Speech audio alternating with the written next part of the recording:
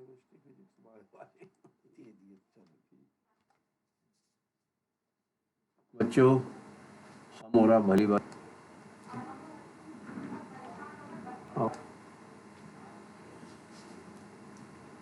हम छात्राओं, आज हम कक्षा 9वीं से संबंधित लोकतांत्रिक के संदर्भ में अध्ययन करने जा रहे हैं। सर्वप्रथम हम सबसे पहले ये जानेंगे लोकतंत्र शब्दों की उत्पत्ति कैसे हुई है। लोकतंत्र शब्द क्या है, लोकतंत्र क्या है। ठीक इसी प्रकार आप लोगों ने पूर्व में भी कक्षा 6वीं से ही इस बात की जानकारी आपको हो जाती है। यह विषय कक्षा 9वीं से आप लोगों को पढ़ाया जाने लगता है। तो आप लोगों को लोकतंत्र के विषय में ज़्यादा जानकारी देने की आवश्यकता तो नहीं है, परंतु फिर भी जहाँ तक लोकतंत्र का विषय है तो लोकतंत्र के विषय में सब में पहले हम ये जानेंगे कि लोकतंत्र क्या है। लोकतंत्र वास्तविक रूप से दो शब्दों से मिलकर बना है। जिस प्रकार से पूर्व राजनीति लिखा हुआ है तो राजधन नीति बराबर राजनीति होता है, ठीक इसी प्रकार लोकतंत्र भी दो शब्दों से मिलकर बना है। लोकधन तंत्र मतलब लोकतंत्र, है ना। और आप ये समझ रहे होंगे लोकतंत्र का तात्पर्य वास्तविक रूप से क्या है। आप ये समझ गए कि लोकतंत्र दो शब्दों से बना है। ठीक इसी प्रकार से लोकतंत्र, हम एक स्वतंत्र लोकतांत्रिक देश में रहते हैं और जिन देश में लोकतंत्र लागू नहीं है वो भी चाह रहे हैं कि हम लोकतांत्रिक देश में रहें और लोकतांत्रिक बने। और हमारे विश्व में जहाँ जहाँ लोकतंत्र नहीं है वहाँ की आम जनता भी चाह रही है कि हम लोकतांत्रिक तरीके से अपना जीवन यापन करें। और बहुत से देशों ने इस बात का अनुसरण करते हुए इस बात को अपनाए भी। ठीक इसी प्रकार अब हम आगे बढ़ते हैं कि लोकतंत्र क्या है या लोकतंत्र क्यों, ये क्या है। आप सरकार के विभिन्न रूपों के बारे में पढ़ चुके होंगे पूर्व में। लोकतंत्र की अब तक की आपकी समझ के आधार पर कुछ उदाहरण देते हुए सरकारों की कुछ सामान्य विशेषताएं आप लोगों को बतलाते हैं। जैसे उदाहरण के लिए पहला, लोकतांत्रिक सरकार, लोकतांत्रिक सरकारें, है ना, सरकार या सरकार। ठीक इसी प्रकार से गैर लोकतांत्रिक सरकारें। अब होता यह है कि हम परिभाषा की बीच में ज़रूरत क्यों पड़ती है, क्योंकि हर चीज़ में जैसे परिभाषा को इंग्लिश में डेफिनेशन कहते हैं, ठीक इसी प्रकार हम इसकी जो डेफिनेशन है आगे बढ़ने से पहले आइए सबसे पहले एक जानकारी आपको और देना चाहेंगे।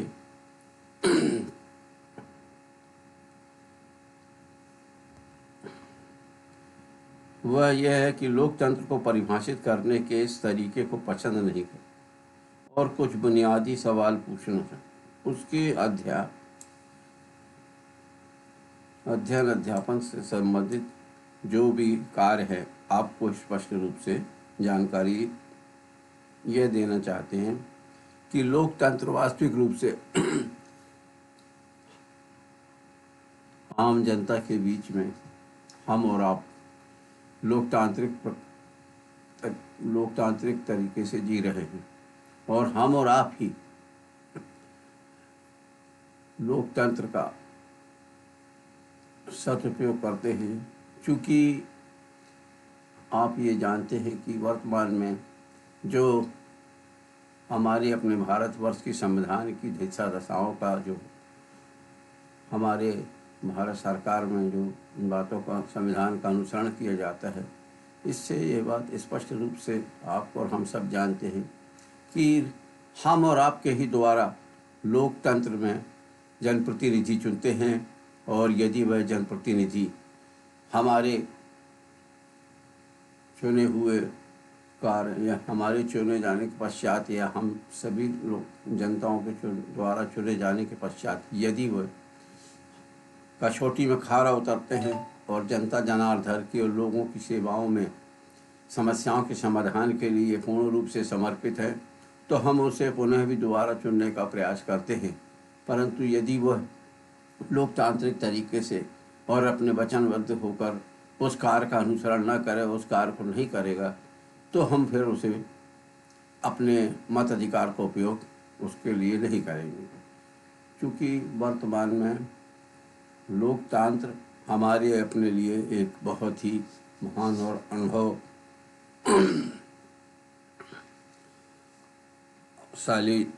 शब्द है, क्योंकि लोकतंत्र हर देश में आजकल लागू कर दिया गया है। इससे स्पष्ट रूप से हम यही कहेंगे कि लोकतंत्र एक हमारे जीवन की समस्याओं के समाधान के लिए भी इसका निदान करने को राजनेताओं द्वारा किया जाता है। जिस प्रकार से हम और आप जानते हैं कि लोकतंत्र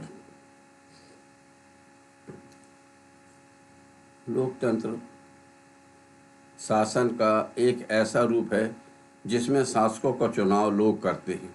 ठीक है, अब होता ये है कि यह एक उपयोगी शुरुआत होने जा रही थी, यह हो चुकी है, पर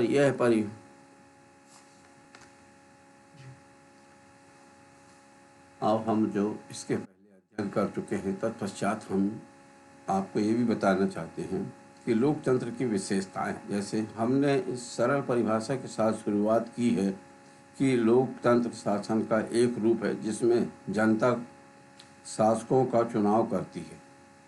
ठीक है ना। इससे अनेक सवाल उठ खड़े होते हैं।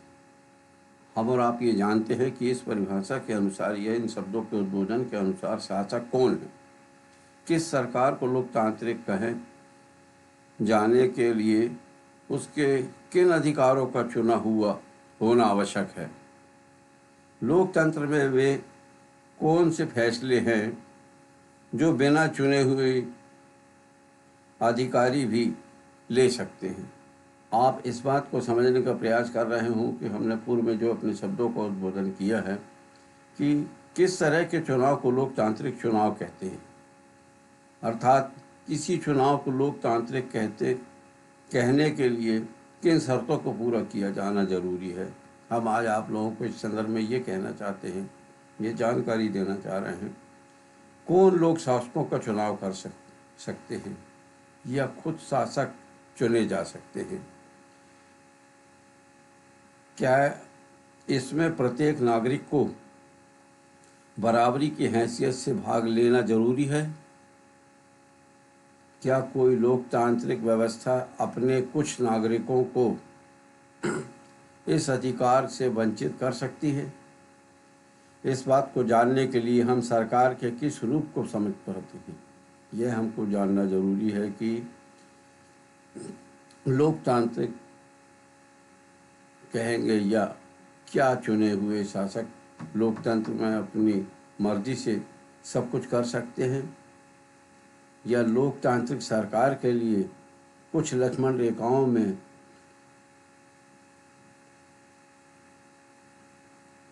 बंद कर काम करना जरूरी है।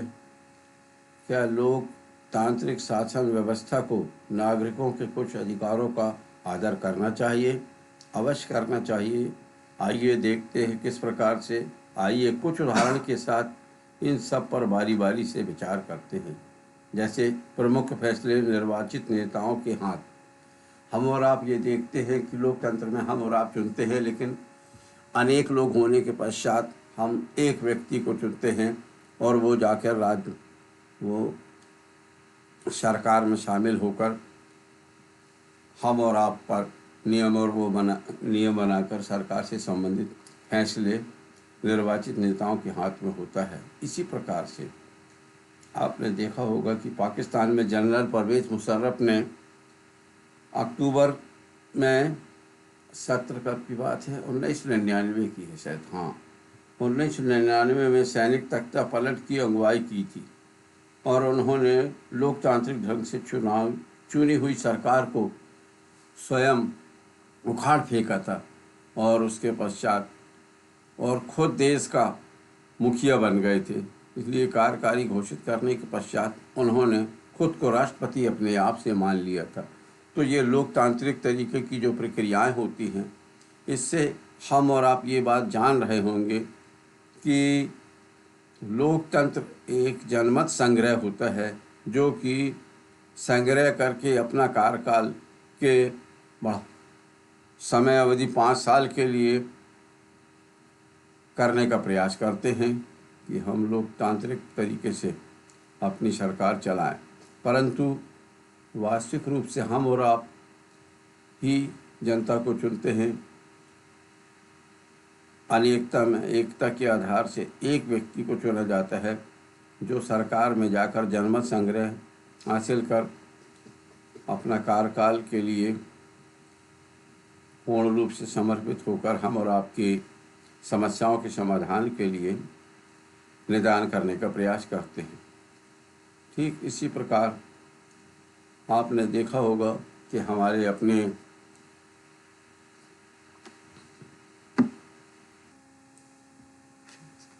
चलिए हम